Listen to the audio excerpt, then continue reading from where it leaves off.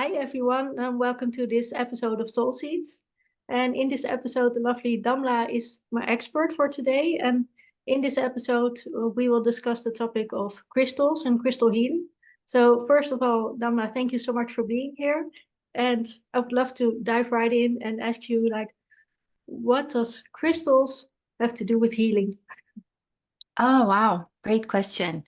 Um, Crystals, if we look at them from a purely just structural point of view, they Mhm. have a very organized structure.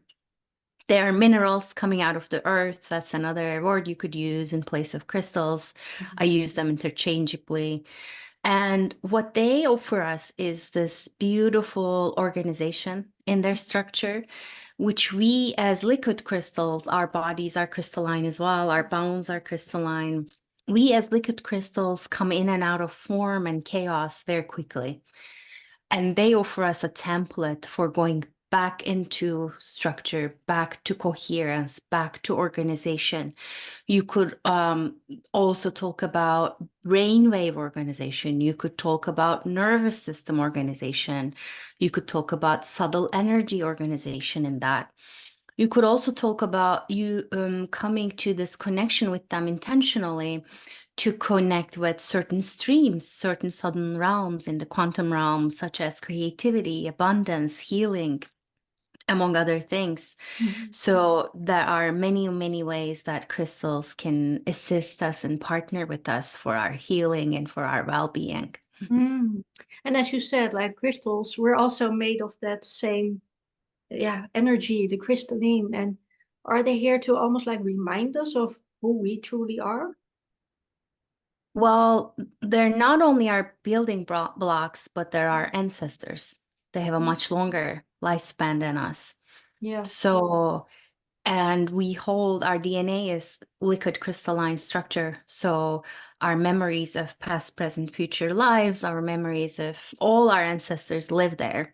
Hmm. So in a way, yes, they are here to remind you of your potentials as well as anything you're here to heal and be with and Mm. to bring out to the surface to organize and reorganize again.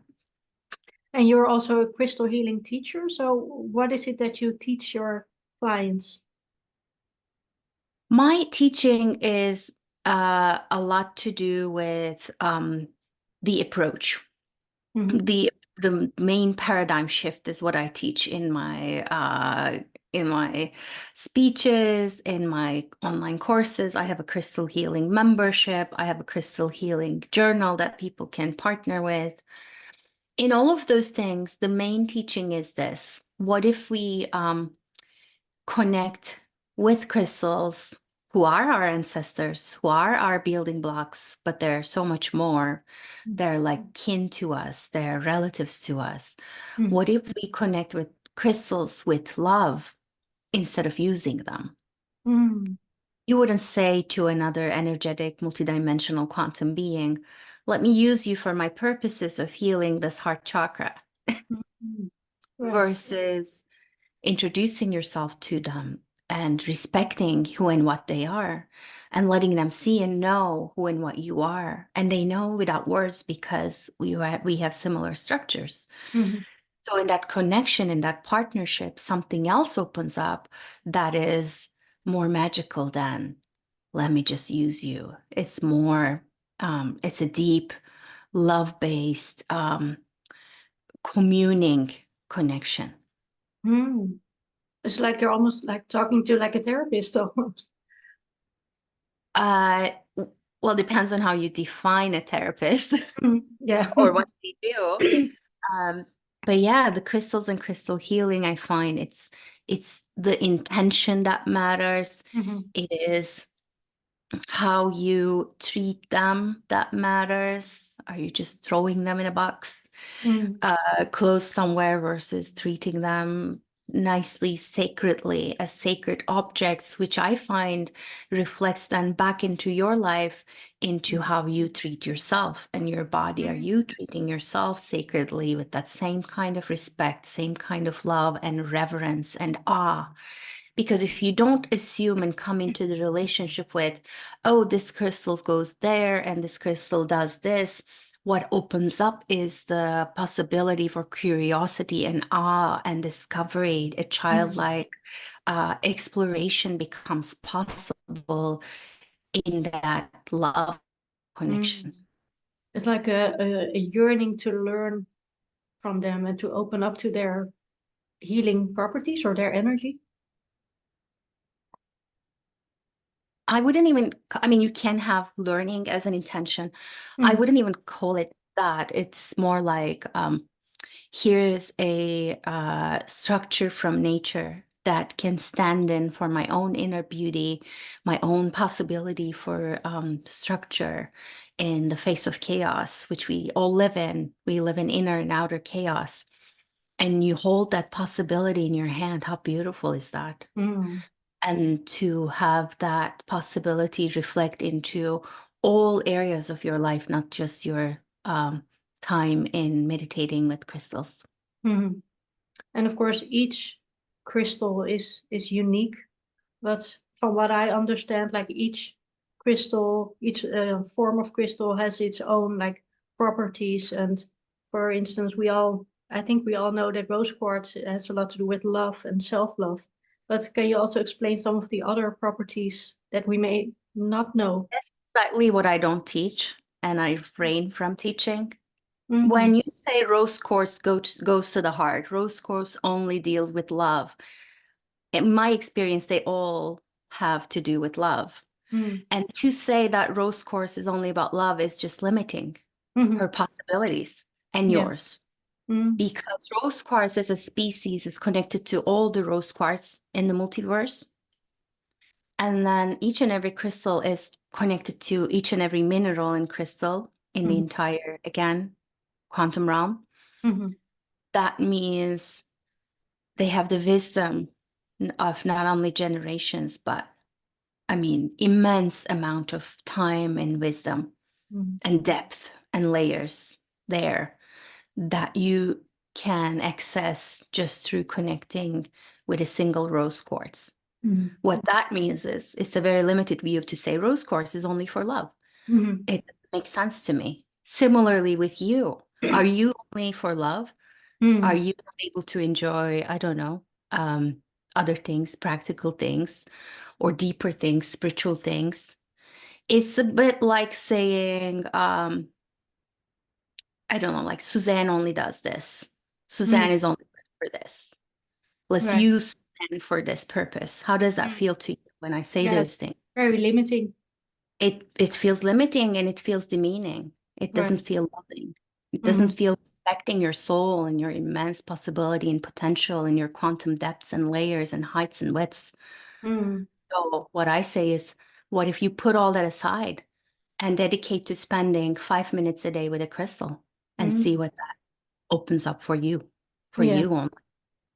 Because how do you react, of how you react to a crystal says more probably about what intention you can set with it, and it opens up the possibilities instead of just focusing on that one thing, right? Absolutely. And the crystals, you are drawn to represent different parts of you, different, not just parts of the body, but different versions of you, different things you're working on awakening in you. They will awaken and will want to move towards certain parts of your body or your system. Absolutely. They may want to work with you at certain times of the day, but then that can change. They may want to partner with other crystals, or they may want to connect with you alone.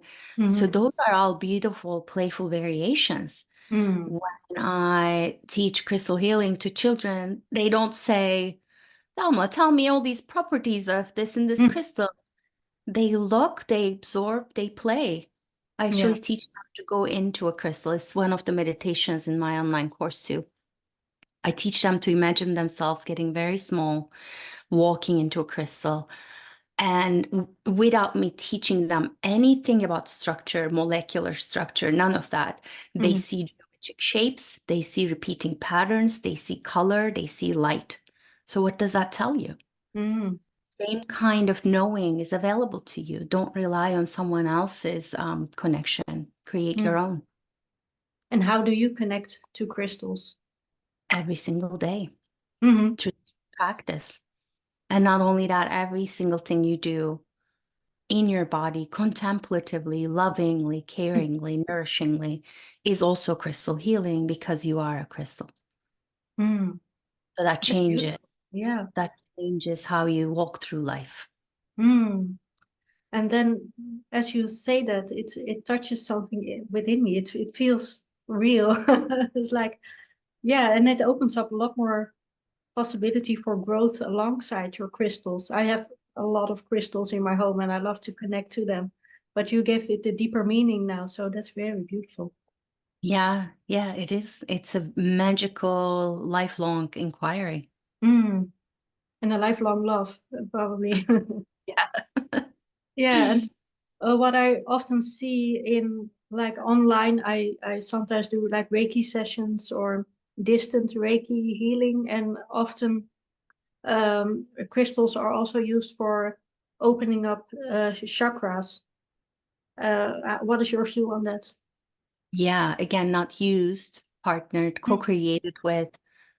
And absolutely. I mean, like I said, even if you know nothing about crystals, again, when I work with children, they know where to place the crystals on their bodies mm, very naturally, very yeah. intuitive. So Mm, that tells me that we don't need to know everything there is to know about chakras. And my experiences, having taught this in in-person workshops and then one-on-one, and I do offer in energy healings as well. There's something there that's wordless. There's something there that goes deep. mm, There's something there that's very subtle, that works with your subtle energy and your subtle energy needs. And that could be, focusing the energy on a chakra point, or that could be something else that you mm, don't expect. And I have I have actually over 100 meditations and healings with crystals in my membership that people can check out if they don't quite know where to start or how to start doing this. I do offer that as guidance and as assistance and support. But it's a beautiful, beautiful journey. mm. And as my final question to you, what would you advise someone to start, that passion for healing and that connection with crystals? Just hold a crystal in your hand and let them be with you, and be Mm, with them, like really be with them. What does that mean to breathe with a crystal? What does mm, that mean to, as you hold the crystal in your hand, where in your body are you having more sensation, feeling? And that's where the energy of the crystal is wanting to go. mm, What kind of resistance and discomfort are you feeling too? That's part of it too. And mm, how can you be with that? Because they're going to bring up what needs to be healed. mhm. And then if you want to go further, just come find me. Well, thank you so much for today, Damla. My pleasure. Thank you.